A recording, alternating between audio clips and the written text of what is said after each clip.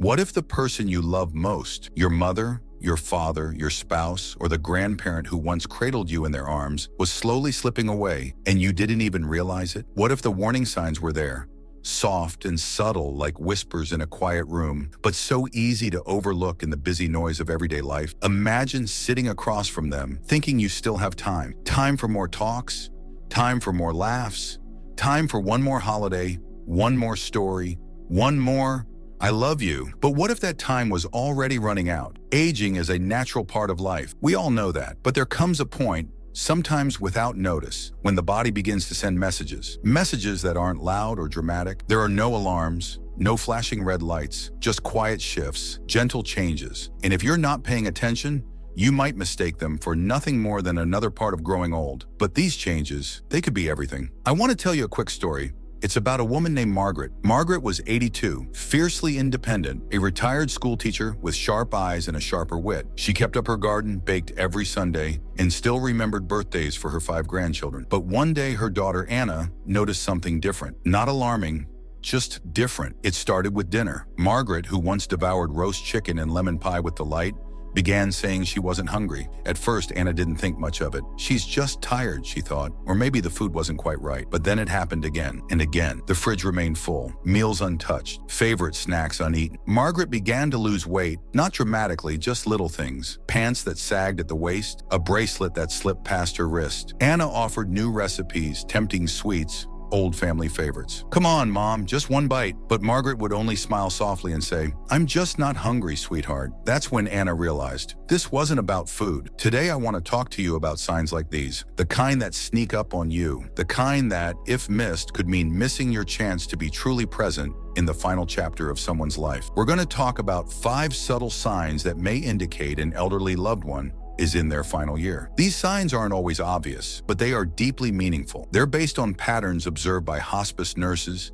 caregivers, and families who've walked this road before. By the end of this video, you'll know exactly what to look for and how you can offer comfort, dignity, and love in these sacred moments. So stay with me, because missing these signs doesn't just mean missing a diagnosis. It could mean missing your final goodbye. Let's begin with the first sign, and it's one that nearly every family brushes off at first: a quiet and consistent loss of appetite. Have you ever sat down with your elderly loved one, maybe over lunch or a family dinner, and noticed they're not eating? Maybe they take a few bites, then gently push the plate away. Maybe they say, "I already ate earlier," or "Nothing tastes right anymore." At first you think it's just a passing thing. Maybe they're feeling off, or their taste buds are changing. After all, isn't that normal as we get older? But here's what many don't realize. This subtle shift in eating habits can be one of the earliest and most important indicators that the body is beginning to wind down. You see, when the body starts preparing for its final chapter, it no longer demands the same energy. The digestive system slows, metabolism changes, hormones that control hunger and fullness become less responsive. But more than that, the emotional and psychological relationship with food begins to shift. People who are nearing the end often lose interest in meals not just because of biology, but because their connection to the future begins to fade. They aren't thinking about the next meal, or next week, or next summer. Their gaze gently turns inward, toward memories, toward stillness. Food, once a joy, a habit, even a ritual, becomes irrelevant. But this doesn't always look like a dramatic refusal to eat. It often begins so quietly: a favorite dish left untouched, half a sandwich wrapped and forgotten in the fridge, a grocery list that never gets written, weight loss that doesn't seem concerning, until you suddenly notice how loose their ring has become, how frail their hands look while holding a teacup. This is what happened with Margaret. She wasn't starving. She just wasn't interested anymore. Her appetite faded gently, like the sun dipping behind a hill, quiet, inevitable. And this is where many families struggle. They try harder. They plead. "Just one more bite, Mom." They get frustrated. They cook more, buy more, push more. But here's the truth. It's not about the calories anymore. What your loved one needs in that moment is not more food, but more presence. If you notice this happening, shift your focus. Instead of urging them to eat, sit with them during meals. Offer smaller portions of something they still enjoy, not to nourish the body, but to nourish connection. Sometimes a shared bowl of soup, or even just a warm hand resting on theirs, can say more than any meal ever could. Don't make food a battlefield. Make it a bridge, because at this stage, it's not about changing what's happening, it's about honoring it. So if you're seeing this in someone you love, this quiet turning away from food, know that you are not alone. It doesn't mean giving up. It means shifting from doing to being, from fixing to feeling, from feeding to truly seeing. And if this resonates with you, if you've seen this in your own family, drop a yes in the comments. Your story could help someone else feel less alone in theirs. Up next, we're going to talk about another sign that's even more difficult to recognize and even easier to misinterpret. But once you see it, you'll never unsee it. Stay with me, because each of these signs is like a soft whisper from the soul. If we listen closely, we just might understand what our loved ones are trying to tell us. Now let's talk about something so gentle, so quiet, that most families don't see it until they're looking back, full of ache, full of questions, wishing they'd noticed sooner. It's the silence, not the peaceful, content kind, but the kind that drifts in slowly and settles over someone who once filled the room with light. Have you ever walked into a room where your elderly loved one used to sit, where they once told stories that made you laugh until your stomach hurt, or shared advice that stuck with you for decades, and now they're just sitting there,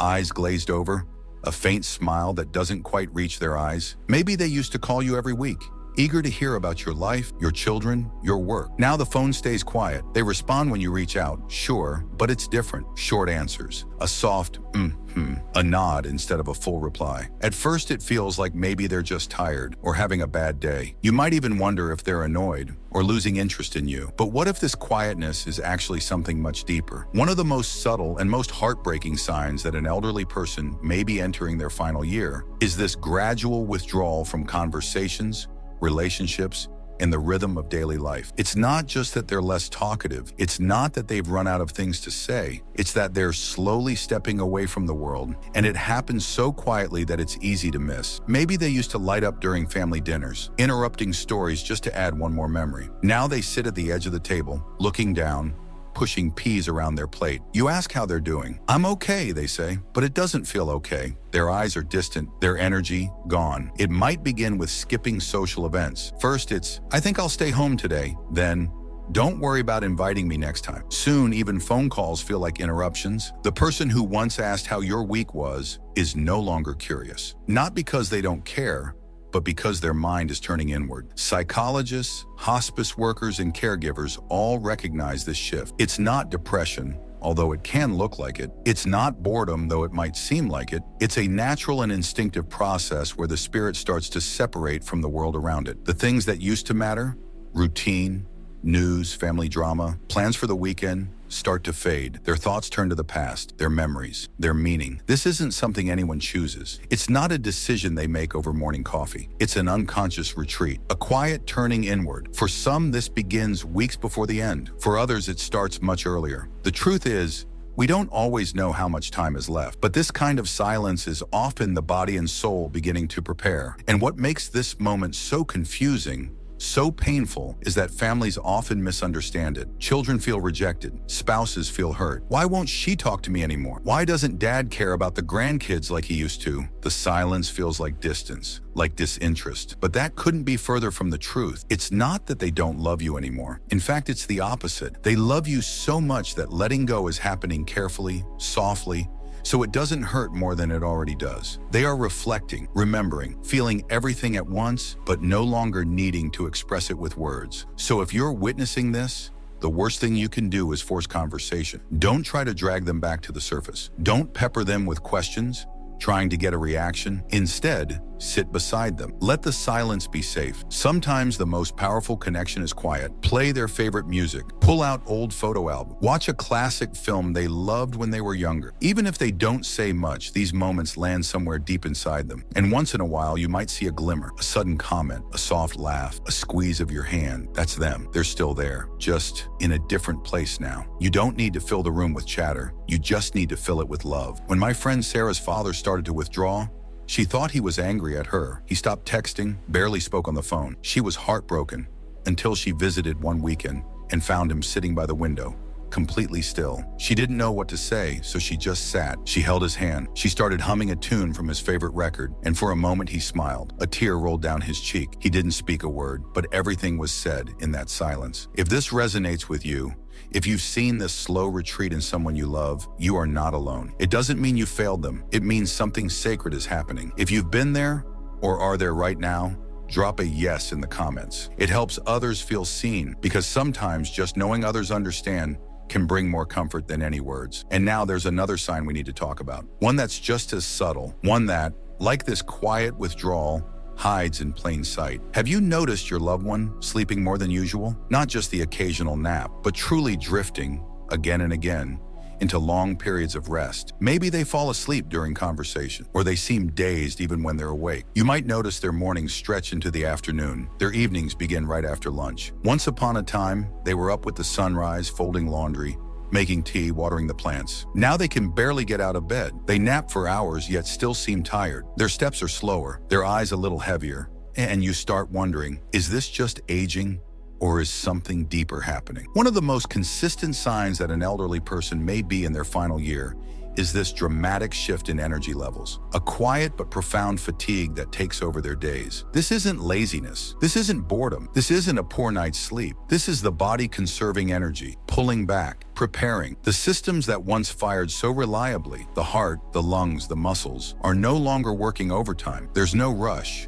No need to push forward. The body begins to let go of its need to do. It begins to rest. And in that rest, something holy happens. It's as if every cell understands what's coming. Doctors and hospice nurses often describe this phase as a turning point. It doesn't always mean death is days away, but it does mean something has shifted. The body no longer behaves as it once did. And more than that, the soul seems to know it. People who once stayed up late to finish a puzzle now fall asleep halfway through. People who once walked to the mailbox every morning now ask for help just getting out of bed. It's hard to watch.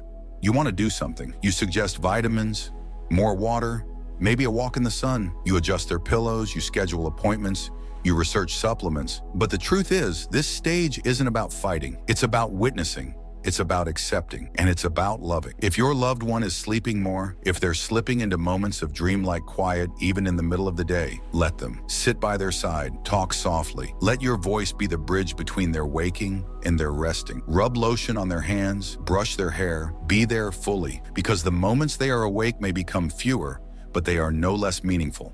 In fact, they may matter even more. If you've seen this kind of fatigue in someone you care about, take a deep breath. It's not your fault. It's not their fault. It's life in its most natural and mysterious form. Drop a yes in the comments if you've walked this path. If you've ever sat beside someone as they drift in and out of sleep, holding their hand, wondering if this nap would turn into the last. Your story, your experience, it matters. And it might help someone else feel less alone in their own journey. So now, with gentle hearts, let's move forward to the next sign. One that touches not the body, but the soul. One that shows up not as weakness, but as peace. Doctors and hospice nurses often observe a quiet, yet unmistakable pattern in those who are nearing the final stages of life. The body, in its deep, ancient wisdom, no longer prioritizes energy the way it once did. It slows, not in defeat, but in preparation. There's an instinctive shift away from survival and activity towards stillness, and for many families, this change begins so softly that it's easy to miss. At first, your loved one might seem just a bit more tired than usual. Maybe they cancel a plan or skip an outing. Maybe they say they didn't sleep well the night before.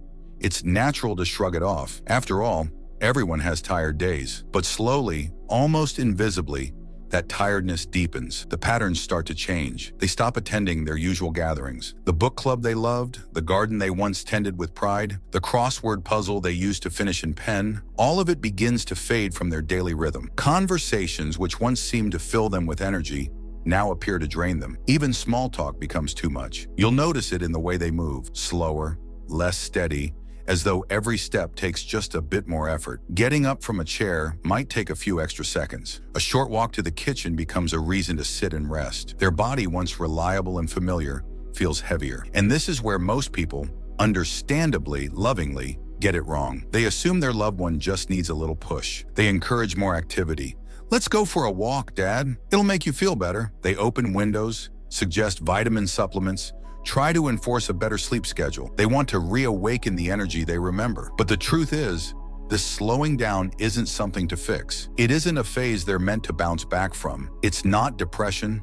It's not laziness. It's the body gently releasing its grip on the demands of life. And instead of resisting that truth, what if we honored it? What if instead of urging them to keep pace with the world, we slowed down with them, sat beside them during their quiet moments, held their hand while they rested? What if we shifted our expectations and saw their tiredness not as a flaw, but as a message that something sacred and natural is unfolding? If you're seeing this in someone you love, The kindest, most powerful thing you can do is simply be there. Let go of the need to wake them up or get them moving. Instead, cherish the time they are awake. Speak gently, tell stories, remind them of love, and if their eyes begin to close mid-sentence, don't be discouraged. Let them rest. Let them feel your presence. Because in these moments, it's not the number of words spoken that matters. It's the comfort, the connection, the knowing that they are not alone. If you've seen this in someone you love, you are not alone either. Drop a yes in the comments if this speaks to your experience, because sometimes just naming what we're going through can bring a quiet kind of peace. And now let's move to a sign that is perhaps the most beautiful and mysterious of all. It's not physical. It doesn't show up in weight loss or sleep patterns. Instead, it comes in the form of emotional stillness. Have you ever noticed someone, maybe a parent, a grandparent, a spouse, suddenly seem calmer than they've ever been? A person who used to worry over every little detail, finances, the weather, their medications, suddenly stops fretting. The stress that once hovered over their shoulder like a cloud seems to lift. They don't talk about doctor appointments or what-ifs anymore. Instead, they start saying things like, "It'll all work out," or "I'm just grateful for what I've had." You might even find them smiling at nothing in particular, or gazing out a window with a kind of peace that feels otherworldly. Maybe they start telling you stories you've never heard before, secrets they've held close for decades. Maybe they bring up childhood memories, long-lost friends, past regrets turned into lessons. They may even reach out to people they haven't spoken to in years, reconciling, apologizing, forgiving. These moments feel tender, unexpected. Sometimes they seem almost too calm, and you wonder if something is wrong. But what if this sudden emotional openness isn't random? What if this deep calm is the soul's way of preparing to let go? Hospice workers often describe this stage as emotional clarity. It's not about giving up, it's about accepting. It's about recognizing the beauty in what was, rather than fighting for what's slipping away. It's about setting down the heavy bags of life's burdens and choosing, finally, to rest. This kind of peace doesn't come from denial. It doesn't come from oblivion. It comes from knowing deeply, wordlessly, that time is short and that fighting it no longer serves. It's a quiet surrender, not of the spirit, but of the struggle. And yet it's often met with discomfort from others. Families don't know how to respond. When a loved one says, "I've lived a good life," or "I'm at peace," the instinct is to protest. Don't say that. You have more time. But what if we listened instead? What if we honored their readiness? What if we gave them the space to speak what's on their heart without rushing to correct it? Because these aren't just words, they're final gifts. Words wrapped in wisdom, soaked in love, brimming with the kind of clarity that only comes at the end of a long journey. When my uncle, who had lived through wars and lost a child of his own, began speaking with a calm that none of us had ever seen, we didn't understand at first. He stopped worrying about the world. He talked about the people he loved, the places he'd seen. And one night he said, "I think I've done all I came here to do." 2 weeks later, he passed in his sleep. And that moment of clarity, it became the greatest comfort to our family. So if your loved one begins speaking with peace, with closure, with a soft kind of knowing, don't rush to pull them back. Lean in, let them talk. Ask questions if they want to talk. Listen, even if it's hard, especially if it's hard, because this is a gift, a quiet window into their soul. And if you've ever seen this shift, if someone you love began to release their fears and speak with that peaceful certainty, type yes in the comments. Your presence in their life during that time mattered more than words can say. And your story might be the light someone else needs to find strength in their own. Up next, we're going to explore one of the most misunderstood signs of all, an emotional and physical rally that often comes just before goodbye. Don't miss it, because it's not what it seems. Now we move to the fifth and final sign, perhaps the most heart-wrenching of them all, yet strangely, the most hopeful in its own mysterious way. It's the moment that brings tears to the eyes of seasoned hospice nurses and stirs confusion in the hearts of families who dare to believe, even for a fleeting second, that maybe, just maybe, their loved one is turning a corner. It starts quietly like all the other signs. Your elderly parent, your partner, your grandparent, someone you've watched grow increasingly frail, someone who hasn't spoken much, who barely eats, who sleeps most of the day, suddenly changes. One morning, or one quiet afternoon, you walk into the room and see something different. Their eyes are brighter, their voice a little stronger. They sit up without assistance and say something they haven't said in weeks. "I feel good today." They might ask for their favorite meal, mashed potatoes, peach pie, tea with honey. They might engage in deep, lucid conversation, remembering names, dates, memories with astonishing clarity. You may even hear them laugh, really laugh like they haven't in years. In that moment, it feels like a miracle. The room feels lighter. You text your siblings, She's doing better. You smile again. You start to make plans. Maybe you cancel that appointment with the hospice coordinator. Maybe you start wondering if the doctors were wrong. Maybe, just maybe, recovery is happening. But what if that moment, what if that bright, beautiful window of energy isn't the beginning of a comeback, but instead a sacred farewell? Hospice caregivers call it the rally or the last surge. It's a brief, often stunning burst of clarity, vitality, and connection that can occur in the final days or even hours before death. For reasons science can't fully explain, the body, even after weeks or months of deterioration, seems to collect all its remaining strength and offer it back as a final gift to the person and the people they love. It might last a few hours, sometimes a full day, rarely more. But almost always it's followed by a sudden and irreversible decline. In some cases, the person slips back into deep fatigue the next morning. In others, they pass quietly in their sleep just days later. Families who experience this moment are often left reeling, filled with confusion, hope, joy, and then heartbreak. What happened, they ask. How could she seem so good yesterday? And now, this. The answer lies not in medicine, but in meaning. Many believe that this final surge is the body's way of giving closure. The mind, no longer clouded by fatigue,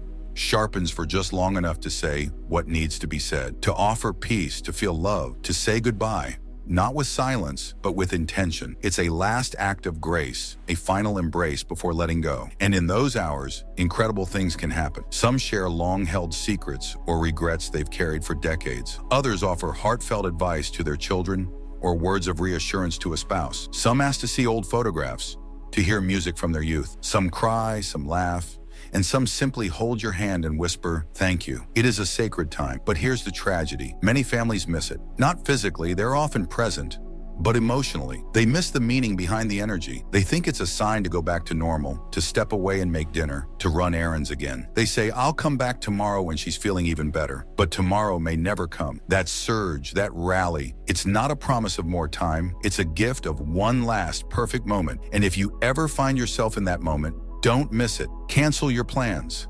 Silence your phone. Pull your chair close and stay. Sit in that rare, radiant pocket of time and hold their hand. Talk with them. Laugh with them. Tell them how much they've meant to you. Let them know that you see them, that you feel the significance of this moment, that you're not fooled by the surface, that you understand this is not the start of something new, but the closing of something beautiful. This moment may be the final chapter they've been waiting to write, with you beside them, present, not distracted by hope or fear. It may be the clearest goodbye they will ever give. If you've ever witnessed this, if someone you loved once rallied before they passed, you know exactly how powerful it is. And you also know how devastating it can be. Drop a yes in the comments if you've been there, if you've seen that fleeting return of light before the final quiet. Because recognizing this sign, even if only in hindsight, can offer deep comfort. It means you were there. It means you witnessed their final gift. And now, as we reflect on these 5 subtle but profound signs, a gradual loss of appetite, social withdrawal, deepening fatigue, emotional clarity, and the final rally, we begin to see a pattern, a rhythm, a language that the body and soul speak as they prepare for the end. These signs don't arrive with trumpets or announcements. They show up in the spaces between, in skipped meals, in quiet moments, in long naps, in tearful wisdom, in that one last radiant day. And now that you know what to look for, you have something far more valuable than fear. You have awareness. You have the ability to see what others might miss. You have the power to honor what is happening instead of trying to change it. You have the chance to sit in the sacred instead of running from the sorrow. So what can you do now that you recognize these signs in someone you love? You can slow down. You can sit with them. You can stop trying to fix and instead just love. You can hold their hand through the silence. You can smile at them when they forget your name. You can listen to their stories, even when they trail off. You can play their favorite song. You can be there, fully, gently, gratefully. Because when you reach the end, it's not about how much time you had. It's about how well you used it. And if you found this video meaningful, take a moment to comment yes if you've experienced any of these signs in a loved one. Your story may be the reassurance someone else desperately needs right now. And if this message spoke to your heart, please like, share, and subscribe to our channel. We create videos that honor aging, family, and the sacred journey we all must take. Thank you for watching. Stay strong, stay present, and most of all, cherish every single moment you have with the ones you love.